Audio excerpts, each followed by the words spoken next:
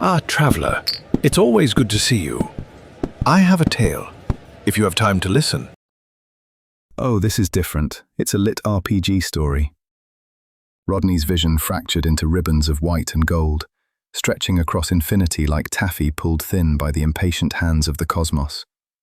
He felt himself spinning, no, tumbling, no, dissolving, as if his consciousness was being dragged through a funnel far too narrow for anything calling itself a person to reasonably fit inside. Nerfed Life. New Game Plus. Prologue. Rodney's phone alarm screamed like a dying mech suit dropped down an elevator shaft. "Wake up, you slime." The custom text blinked across the cracked screen, bright enough to stab the back of his retinas, like a laser from some bargain bin anime villain. Rodney groaned, peeled a lone sock off his chest, and blinked into the dim cave he called an apartment. The air smelled faintly of dust, old soy packets, and whatever the hell had crawled into his laundry basket to die. Shadows clung to the corners, piles of clothes, gaming merch, and forgotten projects merging together into a topography of chaos. This place wasn't a home. It was a bunker built out of procrastination. He stretched, vertebrae popping, and rolled to a sitting position on his battered futon couch hybrid. It sagged beneath him like it regretted every life choice that led to becoming his bed. "Live and learn," he muttered to himself. "You get what you pay for, right?" Empty ramen cups stood sentinel around him, leaning towers of MSG and regret. A half-built anime figure, a cat girl with one missing arm, lay face down on the desk like she'd given up on him too. His gaming chair wobbled whenever the fridge rattled awake, threatening collapse with every creaky shift of weight.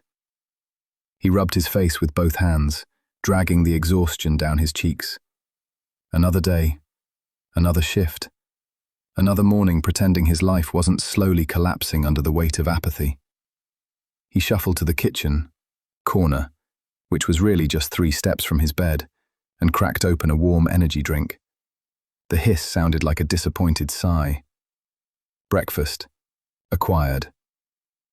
Being a stocking specialist at a tiny convenience store wasn't a dream, or a goal, or even something he intentionally chose.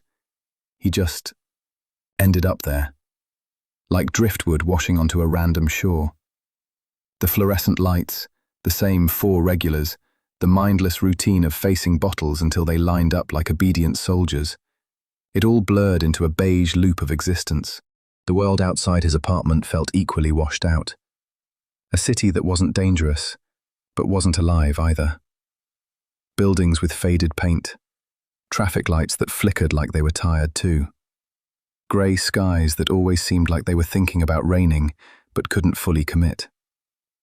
On lunch break, Rodney sat in his car, chewing a sandwich that tasted like despair and disappointment. The plastic seat stuck to the back of his thighs.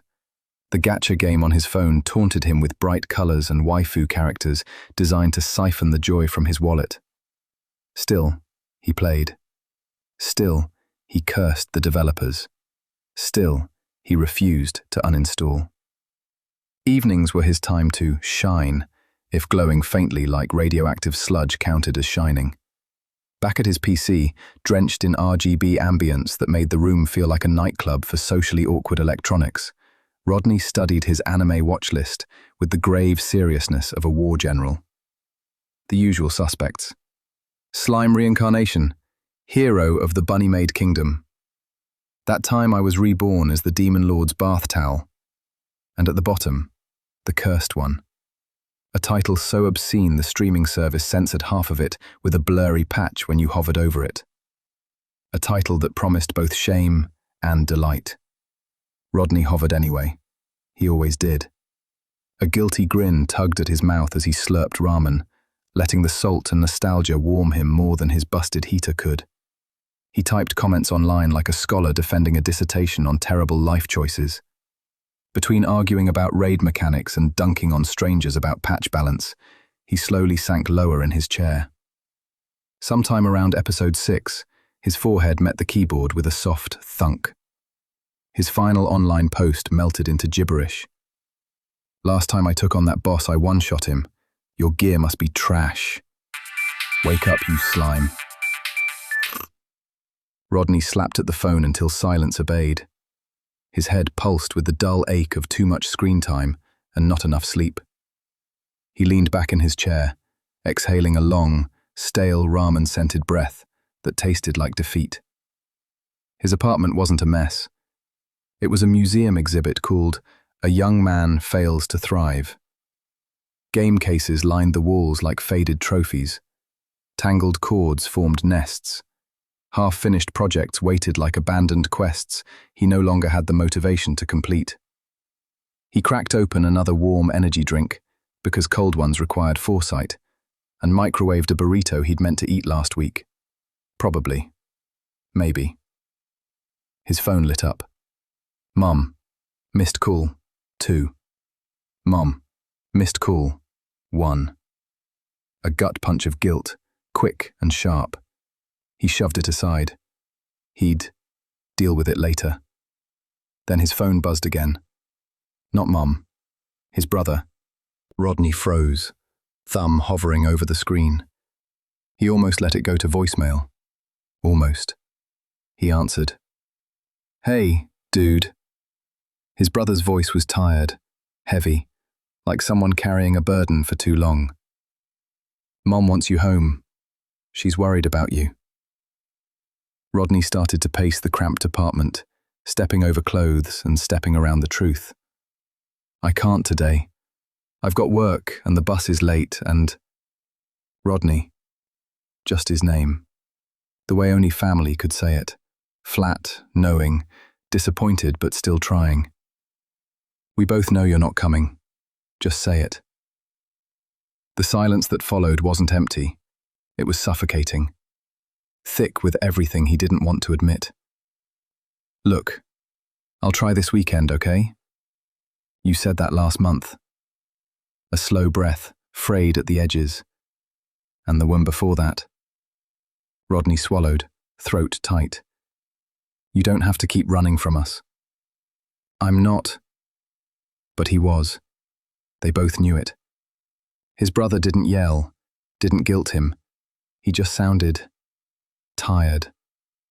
The kind of tired that came from caring too much for someone who only ever pushed you away. Call her when you're ready to stop lying to yourself. Click. The empty call hung in the air like cigarette smoke. Rodney stared at the screen until it dimmed. His chest tightened with a pressure he never let himself sit with. He grabbed his jacket and stepped outside. Morning assaulted him. Cold air stinging his skin, sunlight too sharp after the safety of his neon cave. The city bustled with just enough life to remind him he wasn't part of it. People walked with purpose. Dogs barked. Cars passed by with drivers who probably had places to be and reasons to get up in the morning. Rodney kept his head down, eyes tracking sidewalk cracks like they were a map. He wasn't a bad guy. He wasn't. He just didn't know how to show up anymore. Not for family. Not for friends. Not even for himself. Online, though, he was unstoppable. A digital legend.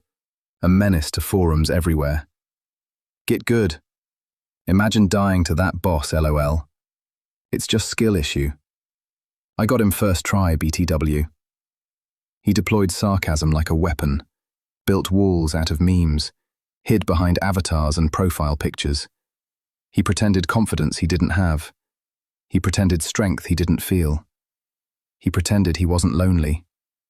He pretended a lot of things. Which is why he didn't see the truck. Not until… Rodney looked up, heart freezing, and saw the front grille of an Isuzu barreling toward him. The unofficial herald of isekai protagonists everywhere. He had just enough time for one thought. Finally over. A small, almost peaceful smile tugged at his lips. A radiant flash of light swallowed everything. The impact snapped through him like a divine smite, folding him forward with bone-crunching force. Pain bloomed white-hot, and then… it was gone just as quickly. Then… nothing. Next time. Oh, stars above, the goddess said. A beat. I have been dragged into a tutorial zone. Rodney stared at her. So, we're not dead again? Rodney Hunter, she said quietly. We are profoundly unsafe. Wasn't that interesting? Now don't forget to subscribe for more. And ring the bell for your server.